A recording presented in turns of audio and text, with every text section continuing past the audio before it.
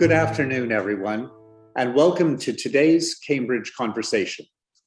Our last Cambridge Conversation in late September was called Achieving Net Zero, From Ambition to Action. It was a valuable and I think enlightening exchange in advance of COP26, what we expected and what we hoped to see from that pivotal opportunity to make significant progress in tackling climate change. Well, as you know, more than 190 world leaders came to Glasgow, joined by thousands of negotiators, government representatives, business, citizens, civil society for 12 days of talks. The aim was to take forward coordinated climate action, to work out the detail of how to deliver on the promise of the Paris Agreement made at COP21, and to keep in reach the ambition to limit average global warming to 1.5 degrees. Now we're processing the decisions taken and what they mean for our society, our economies, and our planet, indeed for our daily lives. To quote Cambridge economist Dr. Matthew Agarwala in a recent panel on climate change and the economy, we will get the future we invest in now. We will receive the future that we build. It couldn't be stated more simply than that. It's clear that the pledges made in Paris in 2015 at COP21 were not adequate to address the situation that faces us today. The experts agreed that COP26 had to deliver clarity of action, not just targets, but decisions, agreements, workable plans.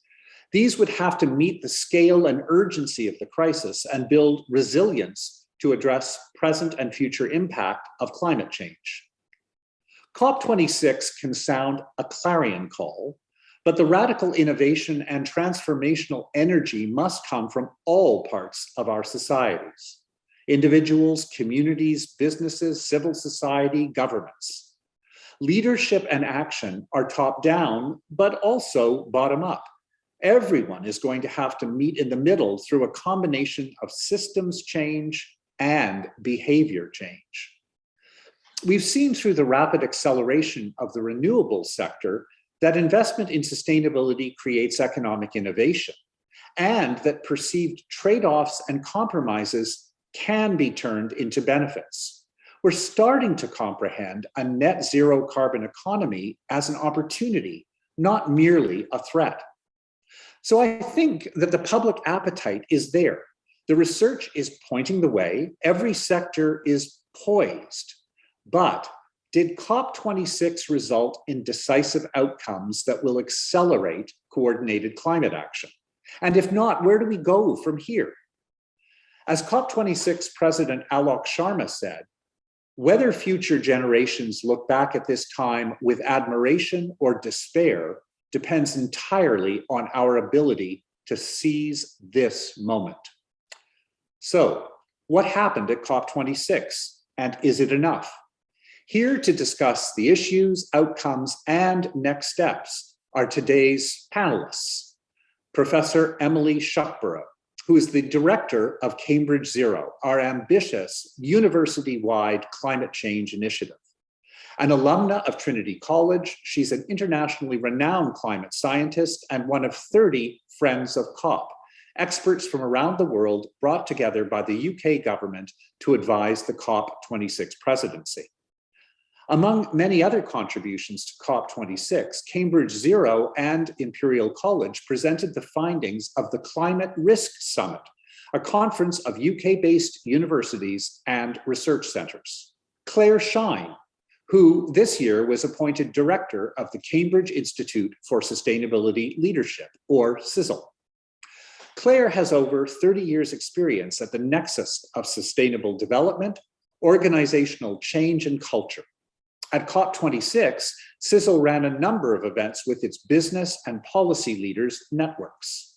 James Miller, an environmental activist, filmmaker, and presenter, currently studying natural sciences at Pembroke College. He started making short films about climate and biodiversity at the age of 13. And since then, his efforts to put these issues onto the political agenda have taken him everywhere from Channel 4 News to the inside of 10 Downing Street. At COP26, James acted as an observer to the negotiations. So now please join me in welcoming all of our panelists. Recently, here at Cambridge, the UN Secretary General Antonio Guterres visited us and spoke with great passion about how we would not close the emissions gap with this COP. It was a sobering message. He emphasized that we will have to keep at it, revisiting targets and action plans immediately and throughout 2022. So I suppose the first question, and briefly if you can, is what's the best outcome from the conference in your view, and what's notably lacking? Let me start with you, Emily. Yeah, thank you. So when the Secretary General visited us, it was in the first week of COP, and quite a lot. I mean, actually, it seems like an awful lot happened since his visit.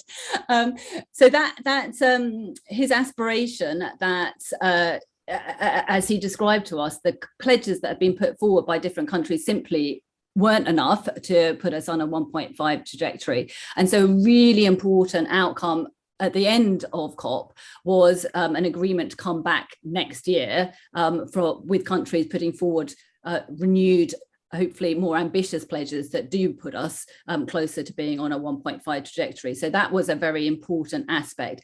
There were quite a number of other aspects of the things that Secretary General emphasized when he was in Cambridge that I think also were promising outcomes of what happened at COP. One of the things that he really emphasized was where he felt there was a real need for us to reinsert facts at the center of our decision making.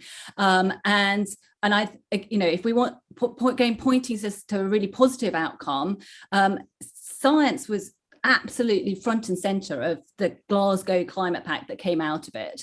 And there really was, compared to the Paris Agreement, there's much more precision in terms of what is required to get to be on a 1.5 trajectory. And all countries of the world have signed up to that now. So that's, again, another really positive outcome.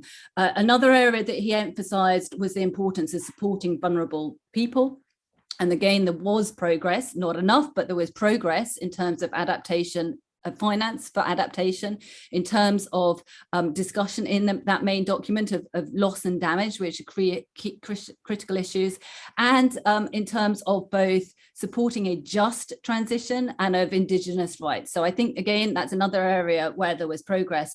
And the final thing that he really emphasized when he was in Cambridge was the role of universities in driving forward the ideas and the innovations. And one thing that I really noticed when I was in Glasgow was just how much that was a central part of the wider discussions. We are, a key aspect of the broader discussions was this transition between ambition towards action. That action is going to need to be driven by the sorts of solutions that are originated in universities. And the key challenge to the world now is how do we accelerate that? Great, thank you very much, Claire. That was a modestly positive recitation of things that have happened out of COP, and that's encouraging. For you, what might some of the gaps have been? And obviously, if you want to highlight any other positive, do so. Thanks, Stephen. Hello, everybody, wherever in the world you are. It's great to hear those positives. I agree that the science was much more present, but I think we still need far more on the proper integration of climate science and real world indicators. And in that sense, for me, one of the frustrations is still a relative timidity and lack of realism on both the sums involved and the timescales that are at play here. So it's positive direction, but those for me were still shortcomings on the outcomes. In terms of the good, yes, momentum is firmly underway with that 12-month deadline in Egypt for COP27. I would also see the fact that the Paris rulebook has now moved to this state of concretization, incredibly important to allow a cascade of changes to start to happen by many players, whether that's corporate contracts or other things. I want to highlight one other piece, which I think has been far too long in coming, which is the connection fundamentally of people, nature and climate. There was at last far more on nature this time, and I've spent 20 plus years seeing the conventional biodiversity in the relative wilderness. So the more we can have this radical reintegration, the better. Thanks very much. And James, you were there observing, but also being very active and talking with lots of people. And you've, I know, processed a little bit about the COP results.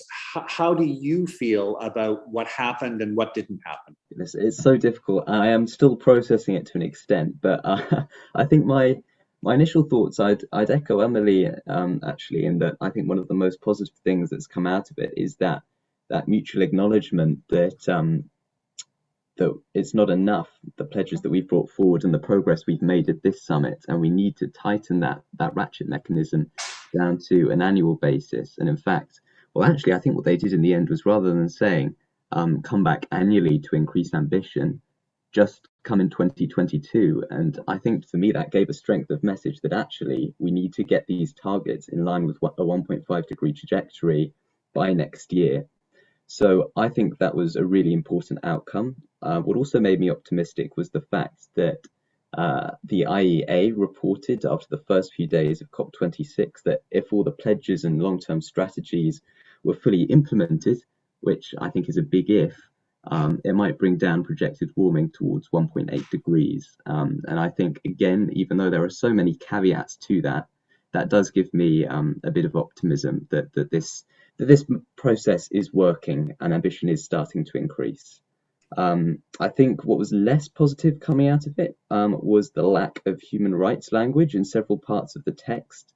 I think it managed to get pushed into Article 6 quite last minute in some areas, and I think people are still very worried that there wasn't quite enough of it in there. And it was very conspicuously absent from the Action for Climate Empowerment work programme as well. And there are several people who are very worried that that will have real consequences on the ground. So I think that was a big disappointment for a lot of civil society. Thank you very much. Really helpful analysis. So that we don't forget what happened in week one, there was also an agreement around protection of forests and an agreement to address methane, which is a hugely important agreement, I think. And I would only signal there that one of the impetus behind the agreement on methane was a coalition of philanthropists from around the world that actually pushed very hard for work on that to be accomplished. So that to me was also at very practical level quite encouraging. James, I want to continue with you. You were there as part of Youngo, which is the official youth constituency of the UN Climate Change Conference. I'd be really interested in your observations about what your fellow students and other younger people from around the world were talking about at COP. What role did Youngo play? Yeah, so I think young people have a very interesting role in the UN system when it comes to climate change, especially because we don't have an official seat at the table, but what we do have is status as a constituency to the United Nations. We are Youngo, the youth NGOs constituency, and that gives us the capacity to have our voices heard in many respects by the decision makers who do get to make those calls on the international stage, even though we can't make those decisions ourselves. And we can do that in several ways. Part of it is through making interventions in the negotiations, through holding meetings with decision makers and party representatives. And what I did quite a lot of actually in the COP venue as well was staging actions over the course of the week to try and get the attention of the delegates there. And I think young people had a number of different priorities at that event. There were young people from all sorts of different movements with all sorts of different areas of focus. And I'm afraid I did not manage to keep track of all of them. But I think one really important thing that came out of it, which was considered a bit of a win for us in the youth climate movement, was I think for the first time ever in the Glasgow Climate Pact, there was explicit mention of the role of young people in the climate movement, and also an effort to urge countries to more meaningfully incorporate us into decision-making processes at all levels. And further to that, there was also the Global Youth Statement that was made by Youngo, which was drawn up by more than 40,000 young people from all across the world, from more than 130 different countries. And that was presented to Patricia Espinosa and Alok Sharma And they pushed it out to all countries in the hope that those countries would listen to the demands outlined in that statement, and adopt them into national policy. And that was also explicitly mentioned in the Glasgow cover decision as well. So there are some promising signs there, and that was one of the main things, I think, one of the main outcomes for us as a youth climate movement. Thanks very much, James. Emily, in many ways, COP26 was meant to be about details surrounding the Paris Agreement of 2015. And of course, that means that COP26 has to be seen in this broader context, what's been unfolding over now a few decades. Should we see then COP26 as a step forward, not necessarily a make or break moment? How would you interpret this COP in relation to others and to the whole system that has to be put in place to make sure that change continues to happen? So there's been a lot of discussion since Saturday as to whether or not COP was a success, or COP26 was a success or a failure. And in terms of some of the detail, then I think, quite clearly there were aspects that could have been stronger, as would, could be the set of any such negotiations, aspects that were disappointing. Actually, I agree completely with the comment that James made around the importance of inclusion of human rights. There was some mention of it, Indigenous rights and so forth, but there could have been a lot more. It's an area where I think there's still a strong need to push further. But in terms of that overall narrative, I think even with the distance of a few days, and I'm sure as the dust settles, we'll be able to take a more, a different view of it. I think that we may look back at this as being an important moment that has marked the end of one era and the dawn of a new era, the end of the fossil fuel era and the dawn of a new green era. The text may have been able to be stronger. It was watered down. Some people will be aware at the last minute by the Indians and Chinese in terms of statements about phase down rather than phasing out of coal. But the text is abundantly clear that the days of fossil fuel are over and the days of new green clean solutions are upon us. And I think that transition will be the legacy of what COP26 was when we look back in a few years' time.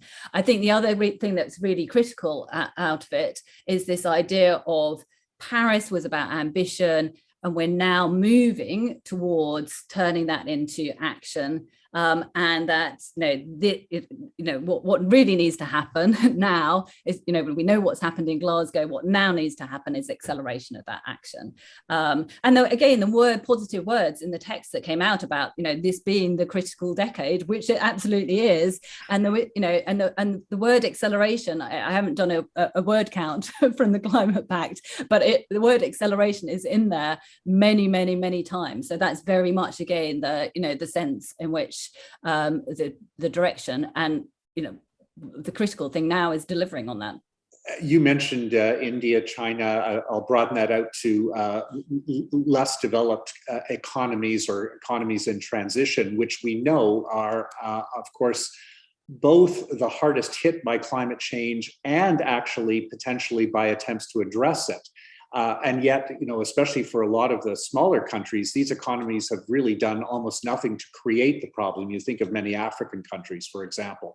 So in that context, one of the things that came through in COP26 was a lot of discussion around climate justice. Claire, is the outcome of COP26 an equally good outcome for people in all different countries? And from your perspective, what is it that we mean by climate justice? Well, climate justice is a kind of umbrella term that can be interpreted in so many ways. It's really intersectional, because once you start to dig deep into the gender implementation implications, generational health, and so on, you see these multiple dimensions of climate justice. And of course, as James just said, the whole human rights dimension is absolutely fundamental. I think it's important to break down a very pro-Western set of framing around these kinds of concepts and position this in a connected way around life and life chances. climate is like COVID, it's a threat multiplier. We've seen with COVID how poverty ratcheted up so many unfavorable outcomes, and climate is doing the same way in terms of those who are already poor, who have less agency or choices, which is why in many cases we see, for example, the trends towards climate migration, both within and in between countries.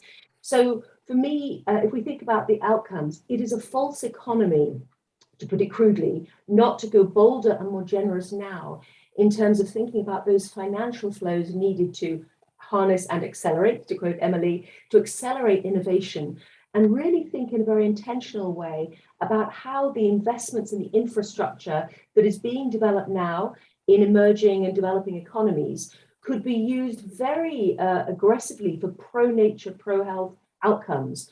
There were some very promising developments. For example, the specific agreement made with South Africa to help South Africa transition beyond coal. But there are far broader opportunities now to go bigger and bolder, to think about leapfrogging towards clean energy in sub-Saharan Africa as one example. And to finish, I would say there is not only an opportunity, but a moral responsibility for political and business leaders and investors to think about how the patterns that we've inherited worldwide can be changed. Pretty much every city around the world has got patterns of spatial and social inequality. And actually, that is not a fatality. The way in which money is flowing right now into these investments, and we're talking billions, if not more, could be entirely devoted to net zero, pro-health, pro-nature, urban centres that could set a whole new pathway, building on what Emily described as COP26 and the Climate Pact, trying to really be that turning point towards that new green economy. Thanks very much, Claire. James, you did, of course, invoke the question of human rights, but I would like you to think a little more broadly about this question of climate justice. How were your fellow participants from Youngo, other people you've talked about, how are they thinking about climate justice? What are the issues involved from a youth perspective, do you think?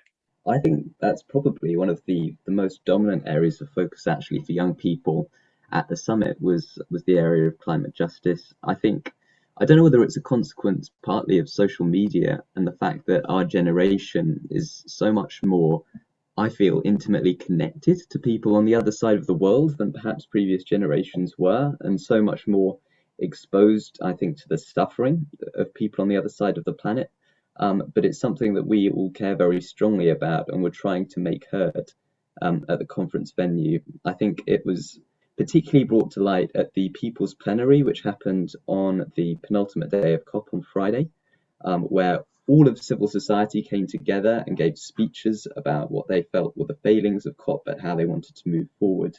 And then at the end, everyone paraded out of the COP venue, trailing behind long red ribbons, which symbolise red lines, which countries bring forward. Countries decide their red lines in the negotiations, areas that they're not willing to compromise on. And for civil society, that for us was human rights and climate justice. And I think in many extents, to a great extent, this was slightly disappointing at COP26. I think many countries felt that there was a huge emphasis placed on mitigation and not so much weight was given towards increasing finance for developing countries and on loss and damage. And that was something that a lot of countries were very vocal about in the last few days as they signed up to the Glasgow Climate Pact. So this is something that definitely needs to be sorted out at COP27. And I think without that greater emphasis being given to climate justice and to helping developing countries, then we're going to find it very difficult to move forward on anything in the next few years. Thank you very much. Really, really thoughtful comments. Claire, you raised the question of the role of business at COP, that it was probably more visible than in previous COPs. That said, do you think that business is ready to actually engage and make things happen over the course of the next months and years quickly enough? So you're right, Stephen, that business has never been more present and more organised in those voices. And I think the UK did a fantastic job of bringing those business networks very centrally into the conversations. The answer is, how long is a piece of string? We at CISL are seeing everything from hugely prepared, organised commitment at pan-organisational level of some businesses, through to a commitment but some despair or panic by smaller businesses or those where there may be a disconnect between where the C-suite is, where the board is at in terms of its understanding and readiness, or where there's a mismatch between the demand of employees, younger and older, and where the understanding that techniques and the capacity are in a particular sector or organization. I want to pull out just a couple of things. One, of course, there was an ever bigger emphasis on SMEs. Their huge role in the supply chain, their huge role in terms of dealing with Scope 3 emissions, and their huge percentage role in terms of the global economy. Another really important strand, though, is thinking about what's the healthy relationship between government, business, and finance to move forward with the intentionality and speed that we're all agreed upon.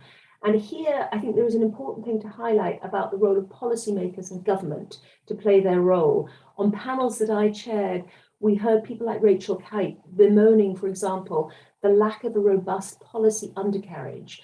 Business and the businesses we work with at CISL are really trying to come together to raise the bar for policy ambition. Some people might think that sounds like turkeys voting for Christmas, but that couldn't be further from the truth. What business needs is certainty and ambition on the policy side to really incentivize them to have a level playing field and to reward the first movers who really do go further, faster into that new green economy. And Jean-Claude Juncker, who used to be the president of the European Commission, had a famous phrase about politicians. We all know what to do, but we don't know how to get re-elected once we have done it. And I think that that's pretty central in this space. We need each part of that ecosystem to be moving forward in a bolder way. One other quick comment. One of the things that we see coming up, and this is the real risk, is around using the same terms or similar terms to mean very different things. So everybody who's listening in, no doubt, is familiar with those famous words ESG, environmental and social governance. That can be anything from a small subset of a business to diligent whole organization levels to have a complete paradigm shift and transform their business models for pro-social, pro-environmental benefit. So what I saw at COP26 was ever louder calls for integrity, clarity, standardization, and mandatory reporting so that we move to a position that markets can move efficiently because we're talking about the same thing, meaning the same thing, and enabling our skills and our systems around ratings and so on to operate effectively. Well, look, thanks very much, everyone. We are getting loads of questions coming through, and I'm not surprised because I think you've really prompted good thinking on a series of issues. And I think I'm going to switch right now into questions coming in from people who are online. And it's great to have you here, and do keep sending questions in. One issue that's been raised is the question of how we monitor, or the word used here is police, delivery targets that are set by countries. One of the challenges seems to me that seems to this writer, easy to establish targets, but at the end of the day, it also seems pretty easy to deviate from them and for there to be very few consequences at a political, economic level, although there are definitely environmental consequences. How do we think about that issue more effectively? Emily, I'll start with you. Yeah, so let me answer that from a practical perspective. How do we actually literally go about monitoring some of these things? And I think there is a role that we can play as a university actually there in terms of bringing to bear some technologies in order to help do that. One of the things that we launched just in the last couple of weeks is a new centre in the university, the Centre for Carbon Credits. And what that is doing is looking to deploy computer science technology, looking at next generation blockchain, for example, in order to be able to track and trace those carbon credits through systems to look at the verification associated with them and the provenance of them and so forth. So I think combination of using technology of that sort of digital nature, together with actually looking at remote sensing, looking at data from satellites from space to be able to monitor some of these things, and then again using the latest AI machine learning technologies on top of that, provides the tools in order to be able to do that. And of course you then need also to have the policy and governance structures in order to be able to create that policing on an international level, both of the national level pledges and what businesses do. Claire, any thoughts on add to that? Just to build on that, I think this is a really important test of leadership, of both being able to call out poor performance, do it in a way that is a narrative that cuts through. So I think there's a role for political leadership, but also for much better media coverage of these things and sustained media things. So it's not just the flavor of the month from last week. I worked in the 90s around international wildlife trade, and I can tell you that the moment when we put a numerical rating on compliance by different countries was the moment we first started getting a real attention being given to the issue. So a bit like we do with schools rating tables or university rating charts, I don't think we should be shy to have much more graphic and well disseminated forms about who is leading the pack and build that spirit of emulation. Thanks, James. I want to come to you on a different question, if I may. One of the people who's listening in and watching is concerned about the extent to which we continue to have a focus in our economy on economic growth. We have growing populations in various parts of the world. Overconsumption is the word that's used here. Is it going to be possible to address climate change and biodiversity loss unless we have some pretty fundamental shifts in the way we think about our economic and social life? I know that's a very big question, but what are your observations to start? It is a very big question, and one I'm probably not well qualified to answer, but I can give some brief thoughts on what I think I am pretty clear about myself, which is that we will need to change consumption behavior, especially here in the West and the global North, especially from the perspective of climate justice as well, to make room for those people in developing countries to increase their standards of living to a reasonable level and in line with ours. I think this is particularly conspicuous when it comes to meat consumption as well. The fact that growth in meat consumption in developing countries is increasing so rapidly is something of huge concern, and means that we'll have to change, I think, our consumption patterns here in the West to leave room for that, because otherwise we're we're going to lose a huge amount of land to pasture, and methane emissions are going to soar considerably. So I think that's something that I can say is that we're going to have to create room for consumption for those in the global South. It's the same with energy as well. I'm pretty certain. I've heard that even with projected increases in renewable energy capacity, we're going to have to cut down consumption to some extent, and I don't think that's going to come fully through efficiency measures. I think we're going to have to reduce demand as well, but I'm not quite sure how that's going to happen. Fair enough. And I think there are lots of people trying to figure that out too. You're not alone. Claire, obviously CISL works with businesses, etc. Any observations around, for example, the circular economy and various ideas about how it is that we rethink our economic fixation on growth? Yeah. Circular economy is such an important paradigm shift, and we're living and breathing that here in Cambridge now with CISL's future headquarters, the Intopia building, which is really looking at local supply chains and all kinds of things. But in that act is actually showing, in a way, the future of materials science, of product technologies, and methodologies of working, and of course the creation of new jobs.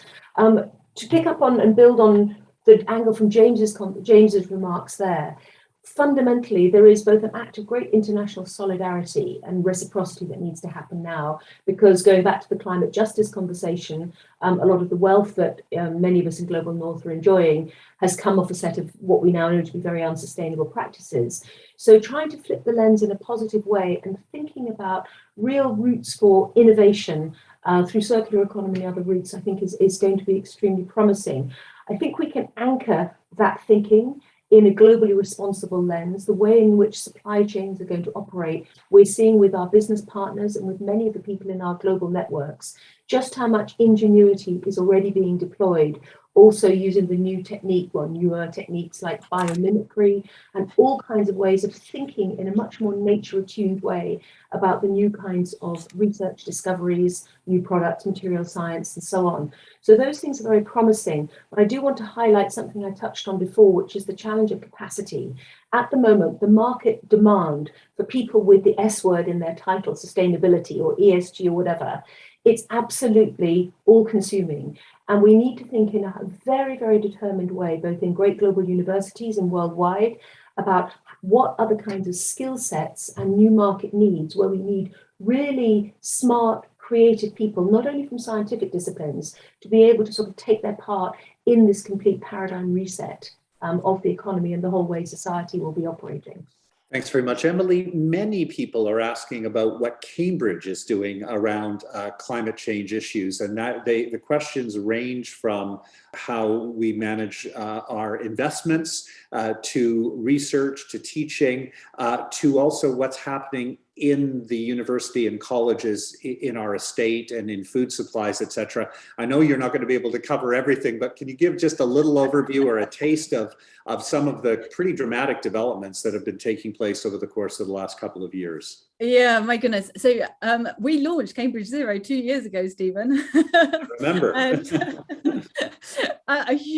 Such a huge amount has happened in those 2 years. And we all said from the start that we were going to focus our activities around 4 pillars at the university, that are the university of research, education, engagement, and then our own operations. So both the operations of our buildings and our investments.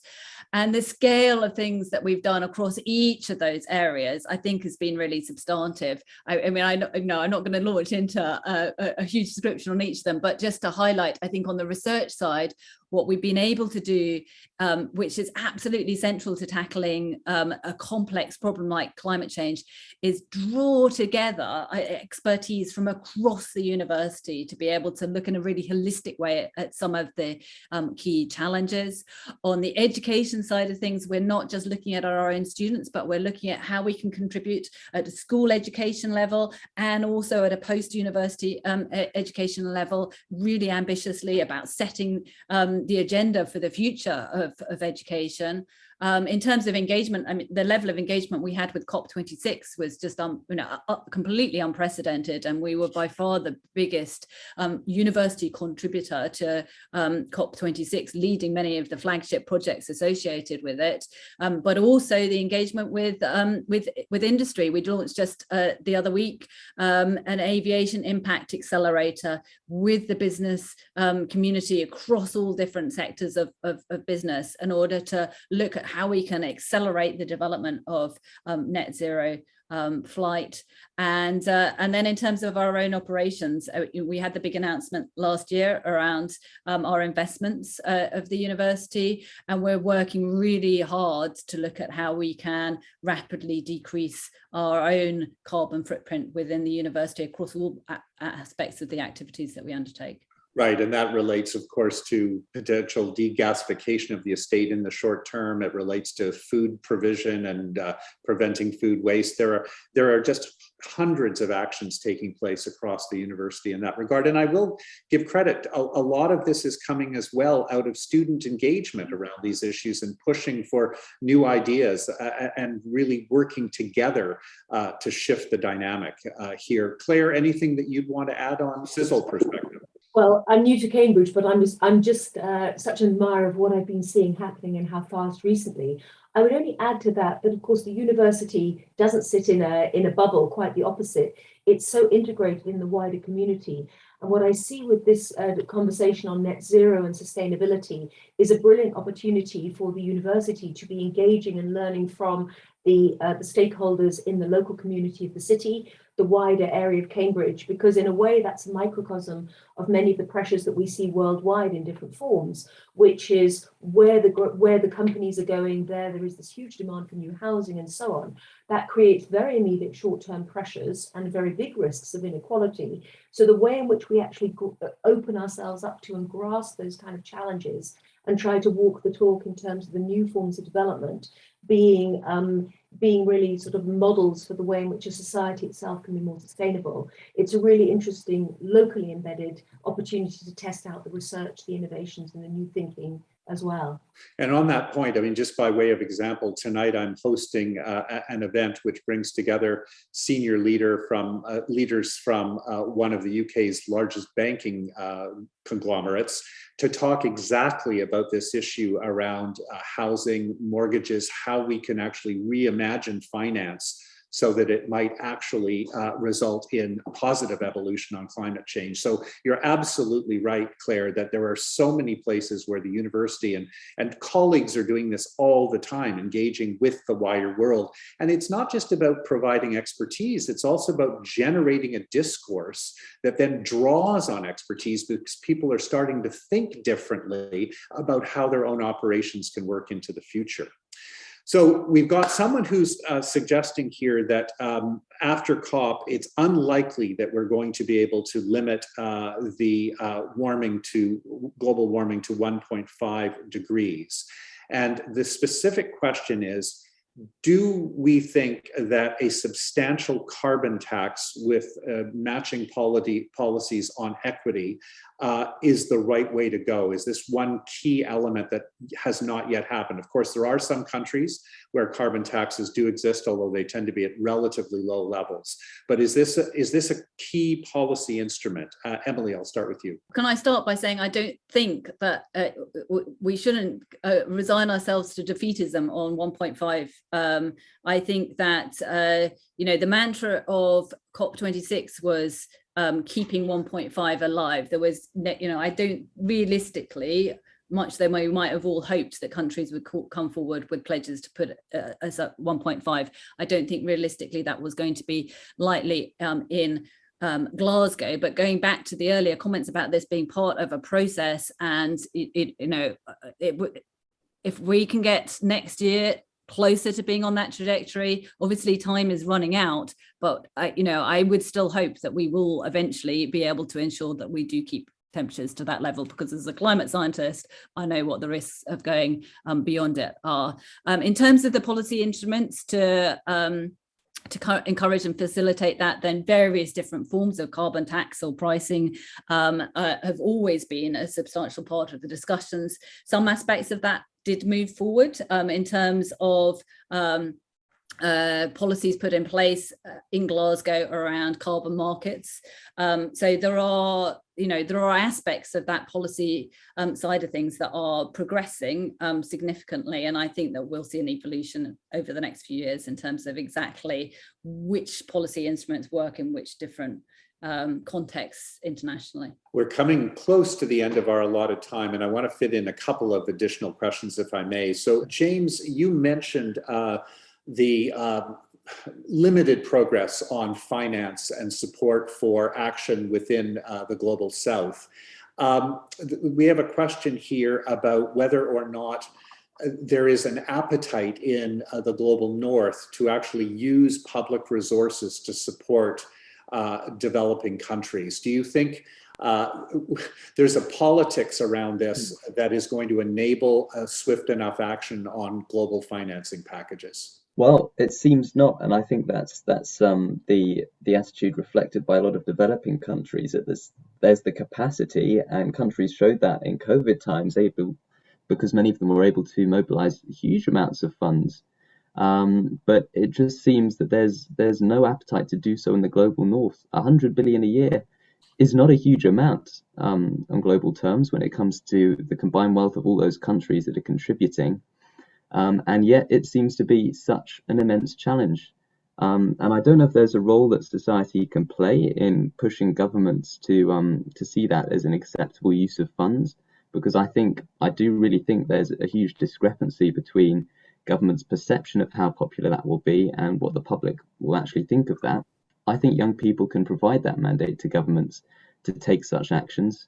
And that's something that I'll hope to make clear to them in the coming year. I think if we can mobilize young people all around the country and around global north to demand that of world leaders, that's something that's an incredibly important contribution we can make ahead of COP27. I couldn't agree more, James. I must say, when the Secretary General was here, one of the points, we had a couple of private meetings, and one of the points he really emphasized was the need for wider social action that then engages politicians and makes them believe that if they do take the right decisions, that somehow, and it goes back to your point, Claire, they'll get reelected.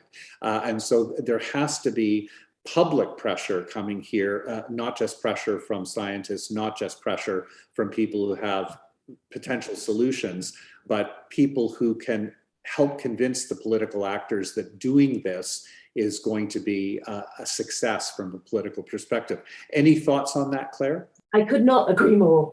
And I don't think it's only young people. I think, for example, when we saw the British contribution to overseas development assistance reduced, I think there was genuine outrage. And I come back to what I said about that question of public narrative, of media voices, of responsible media voices as well. I think there's a disconnect too often around that.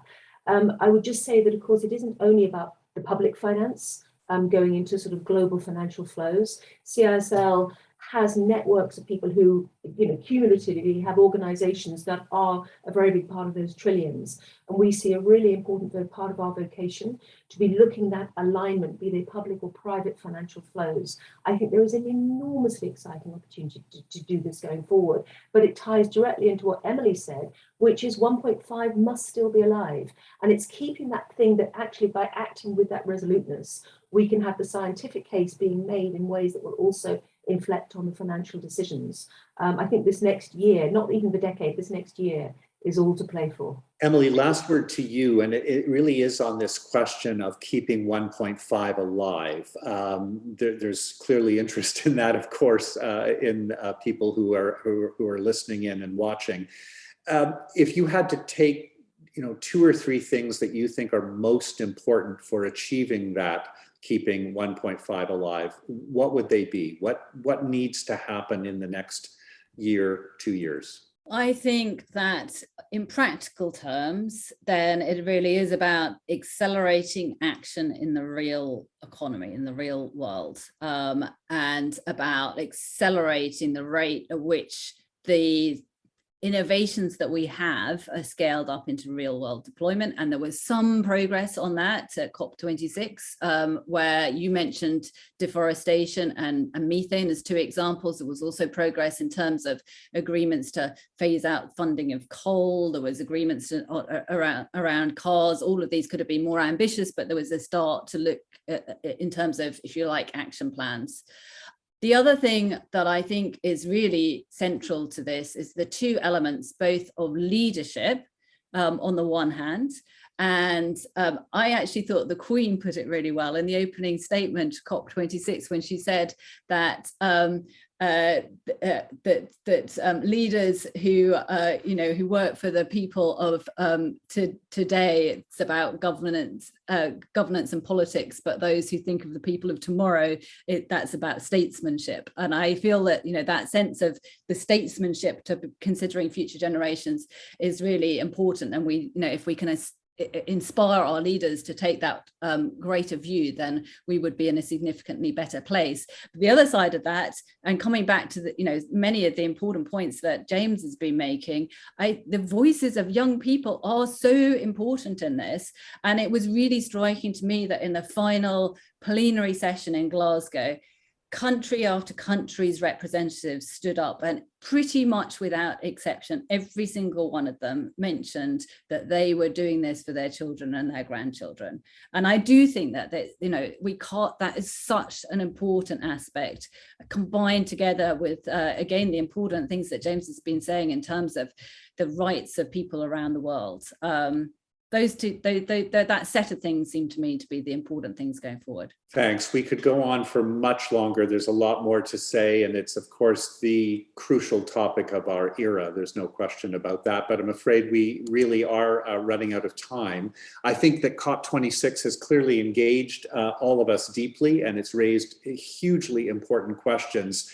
So thanks to you and our audience for stimulating questions, but please join me as well in thanking our excellent panel, Emily, Claire, James, for really insightful comments about COP and the broader context. And it does seem that much has been accomplished in Glasgow, that we have to hold on to the 1.5 ambition, but we know that a great deal remains to be done. So I'm really thrilled that we've been able to gather virtually for this 13th Cambridge Conversation. I hope you'll join us next time. Thanks to all of you. Bye-bye.